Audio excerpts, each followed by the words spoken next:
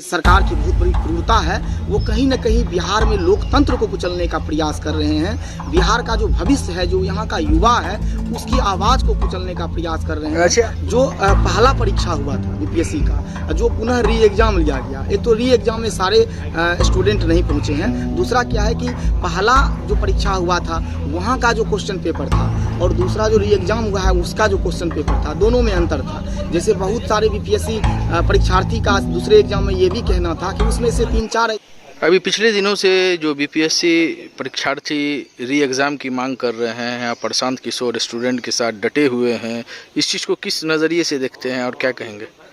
देखिए, ये तो सरकार का पूरा भ्रष्ट तंत्र है, क्योंकि बीपीएससी का जो परीक्षा होता है एक बड़े लेवल की परीक्षा है, बड़े बड़े अधिकारी बनते हैं। और बीपीएससी परीक्षा में जिस तरह पेपर लीक का मामला आया, ये बहुत निंदनीय था।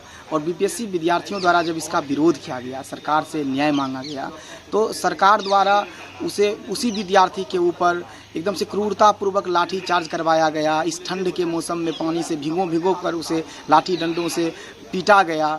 तो ये कहीं से भी न्याय नहीं था। लोकतंत्र में इस तरह से अगर बिहार के युवाओं के साथ, बिहार के भविष्य के साथ इस तरह से सरकार खिलवाड़ कर रही है, तो ये एक अच्छा संकेत नहीं है। हमारे जनसुराज के प्रणेता आदरणीय श्री प्रशांत किशोर जी बड़ी बारीकी से छात्रों के साथ हो रहे अन्याय को देख रहे थे, और जब उन्हें देखा नहीं गया तो वो खुद छात्र जहां गर्दनी बाग में कई दिनों से धरना पर बैठे थे, वो धरना स्थल पर जाकर उनसे मिले, उनकी सारी समस्याओं को नज़दीक से समझे और उन्होंने निर्णय लिया कि छात्र प्रतिनिधि मंडल का हम नेतृत्व करें, क्योंकि कोई भी विपक्ष नेतृत्व के लिए आगे नहीं आ रहा था। जब 29 दिसंबर को गांधी मैदान में आदरणीय प्रशांत किशोर जी छात्र प्रतिनिधि मंडल का नेतृत्व कर रहे थे, तो उस नेतृत्व में ये तय हुआ कि एक छात्रों का मार्च निकाला जाए जो पटना शहर होते हुए आगे बढ़ा जाए बीपीएससी कार्यालय की तरफ। जब छात्र प्रतिनिधि मंडल का नेतृत्व प्रशांत किशोर जी करते हुए छात्र को लेकर के आगे बढ़े, तो वहां पटना के जिला प्रशासन द्वारा इनको सूचना दिया गया कि आप एक प्रतिनिधि मंडल वहां भेजिए, वार्तालाप करने के लिए सब सरकार तैयार है।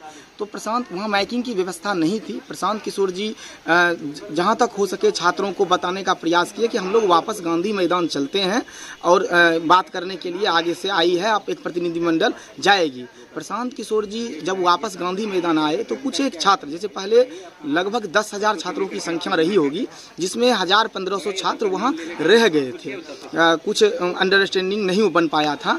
जब प्रशासन कम छात्रों को देख करके सरकार के खराब मंसूबे का पालन करते हुए वहाँ लाठी तंत्र और पुलिसिया तंत्र का सरकार द्वारा इस्तेमाल किया गया और बड़ी बेरहमी से, क्रूरता से उन छात्रों के ऊपर ठंड के मौसम में पानी डाल कर उन्हें डंडे से पीटा गया। जब प्रशांत किशोर जी इन सभी बातों को देखे तो उन्हें ऐसा लगा कि ये सरकार की बहुत बड़ी क्रूरता है। वो कहीं न कहीं बिहार में लोकतंत्र को कुचलने का प्रयास कर रहे हैं।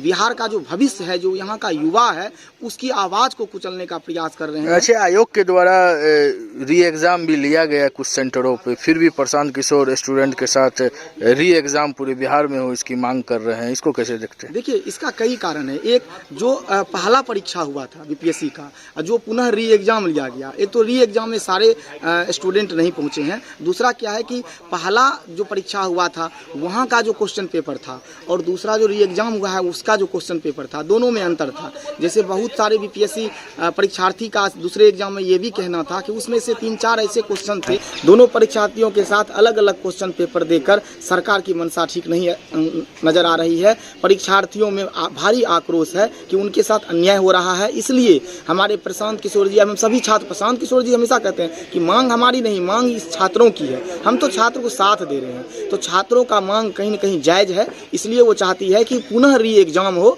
और सभी परीक्षार्थियों का एक जैसा क्वेश्चन पेपर हो और एक जैसा एग्जाम हो। अच्छा, इस चीज़ को आप कैसे देखते हैं? पिछले 15-20 साल से नीतीश कुमार बिहार में मुख्यमंत्री बने हुए हैं, बिहार की शिक्षा व्यवस्था कैसी है, कैसी एग्ज़ाम होती है, इस पर क्या कहेंगे? देखिए, ये तो कहीं से कहने की बात नहीं है कि बिहार की जो शिक्षा व्यवस्था है वो ध्वस्त है, बहुत अधिक ध्वस्त है, क्योंकि ग्रामीण स्तर पर भी जो शिक्षा व्यवस्था है वो भी ध्वस्त है। जिला स्तर पे पूरा शिक्षा व्यवस्था ध्वस्त है। बहुत बड़ी अनियमितता देखी जा रही है शिक्षा व्यवस्था में, लूट मचा हुआ है। विपक्ष के लोग और सरकार का कहना है कि री एग्ज़ाम के नाम पर प्रशांत किशोर पॉलिटिक्स कर रहे हैं, इसको कैसे देख रहे हैं आप? देखिए, यही तो सबसे बड़ी दुखद बात है हमारे बिहार की राजनीति की, कि इस तरह से जिस तरह से विपक्ष, चाहे वो तेजस्वी यादव जी हो, चाहे वो पप्पू यादव जी हो, उनका जो मानसिक दिख रहा है, रवैया दिख रहा है, वो कहीं न कहीं इस बात को दर्शा रहा है कि वो सरकार से मिले हुए हैं और बिहार में विपक्ष रह ही नहीं गई है।